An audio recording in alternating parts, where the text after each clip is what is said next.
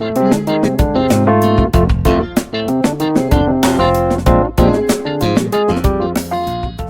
a little warmer today. I thought I would do some houseplant care and start with this Tahitian Bridal Veil. It's a form of wandering Jew, and I can see how it resembles a bridal veil when it's long and all spread out. I'm cutting this one that I'm water propagating so I can plant them at the same time, making it a little bit fuller. I waited till the roots were strong and about 4 or 5 inches long, and the vines were about 6 inches longer so I could cut them.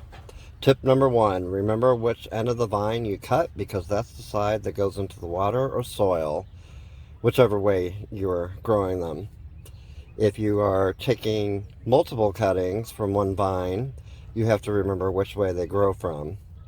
In my case, I'm just taking one cutting from each vine so I don't have to worry about it, and because I can see which end was cut, which end it grows from, and I lay them out on the table together so I won't forget.